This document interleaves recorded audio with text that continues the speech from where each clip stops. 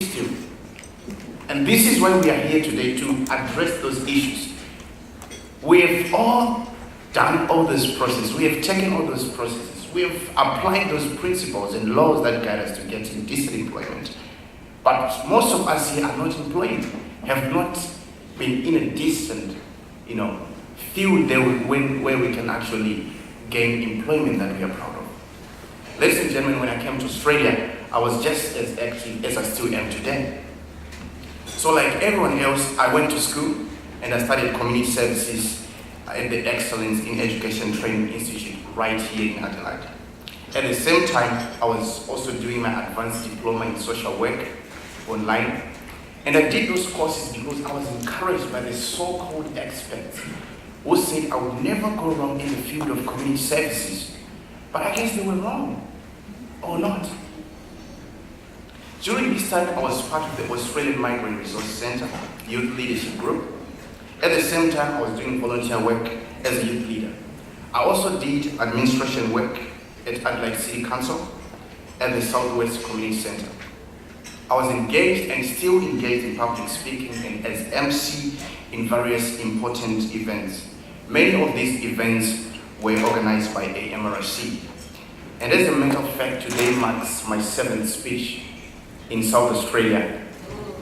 Not counting the time, the week I spent at the Parliament of South Australia, Youth Parliament of South Australia in 2015, and being nominated in the position of Youth Governor of South Australia. I've had special meetings with the mayors of Adelaide, mayors of Murray Bridge, and I thought these meetings would lead me to employment, but did not. I'm proud of my credentials, ladies and gentlemen. I don't brag about that. I'm a speaker. And I don't say this to show off. When we come to speak here, we come to speak our experiences, our friends' experiences, hoping that there can be a solution to the problems that we face every day. But if we don't see solutions, then there's no reason for us to be in this place today. So I hope that all the speakers, all the problems that are going to be raised in this forum today, they will be addressed and be solved.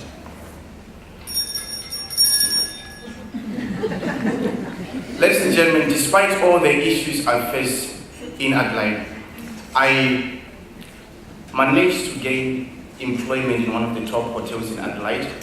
At first it was good. I will not mention the hotel. At first it was good, but there came racism, discrimination from clients, from supervisors. And for those who know me, they know that I'm very confident. I use my confidence in a very positive way. If there's a problem in my circumference, I face it politely. But I reached a point where I actually had to leave that hotel because it was too much for me. And imagine for other people, for other young people who cannot speak the way I speak. There's so much abuse in workplaces here. I took the courage to move interstate to Melbourne, where I gained employment in the field of community services. But Melbourne, the most livable city in the world, has become the hardest city for an African to gain decent employment. You all know what I'm talking about. So it's hard. So I ended up leaving. But I took the time I have to further my studies in the field of politics, and I'm currently studying politics. I would like to urge all of you here that change begins with you as an employer here, as an organization. And I also like to say, we would like to ask the government to provide accessible programs for refugee and migrant young people. Don't ever give up. Further your studies if you have time.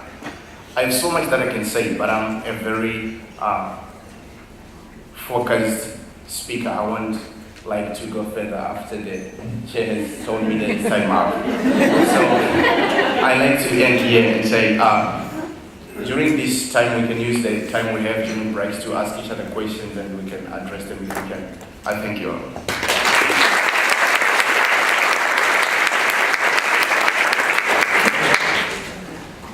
Thank you, Obey, for your very inspirational speech and teaching us not to give up.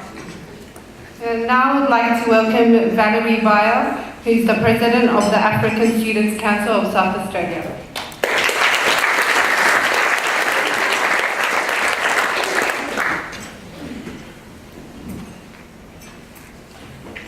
Good morning, everyone. So before I start, I would like to say that I made myself a promise that next time that I will do a speech, I'll make sure I don't come with a paper.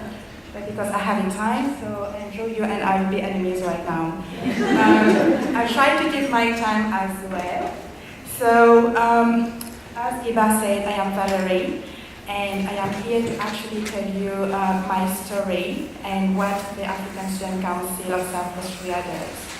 So, for those who don't know me, I am of mixed heritage. I have French, Indian, Madagascar origin, and I was born and raised in Mauritius. I came in Australia in 2015 as an international student to actually pursue a Master of Interior Design at the University of South Australia.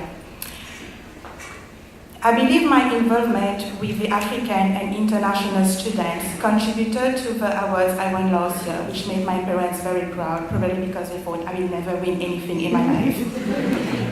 They thought that having contributed to the Australian community would give me a better future here. But they were actually not really right, and I'm glad to say that my parents were wrong for once.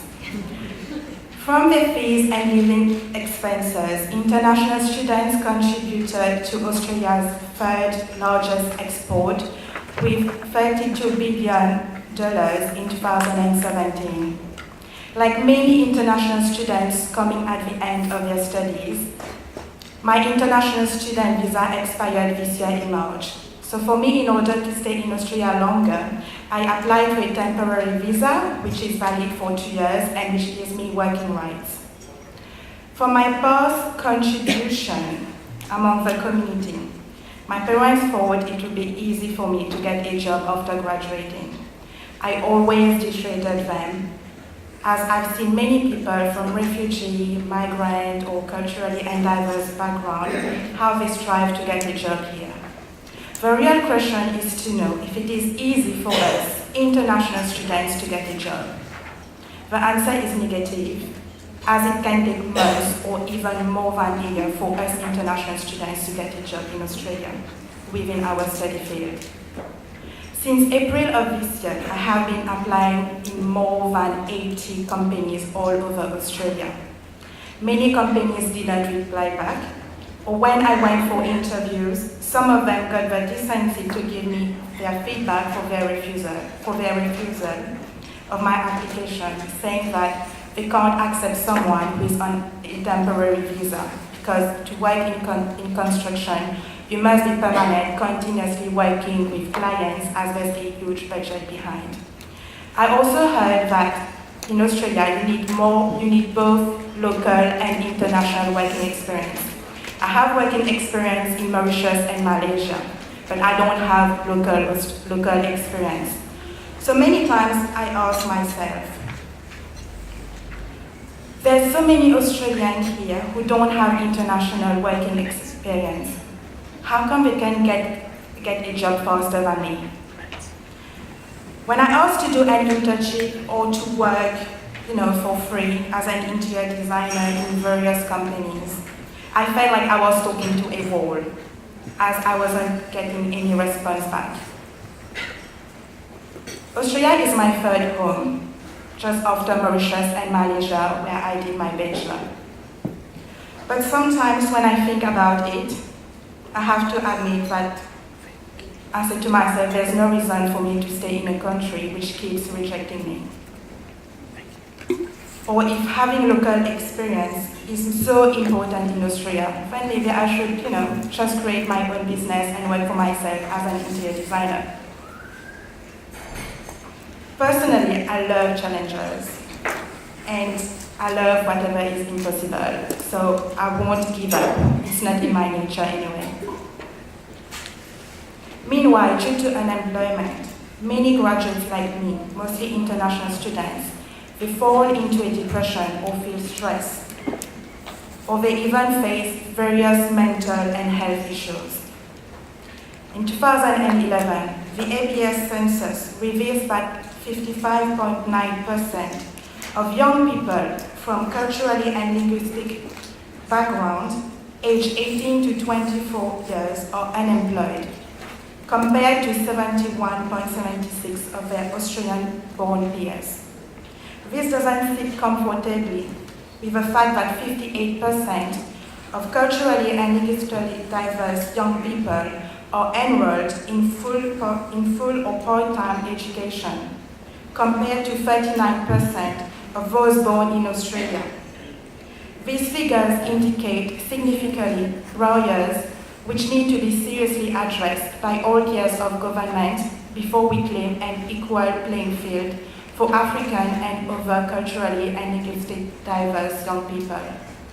Africans are 3 times more likely than European or Asian immigrants to be out of work in the first 5 years of settlement.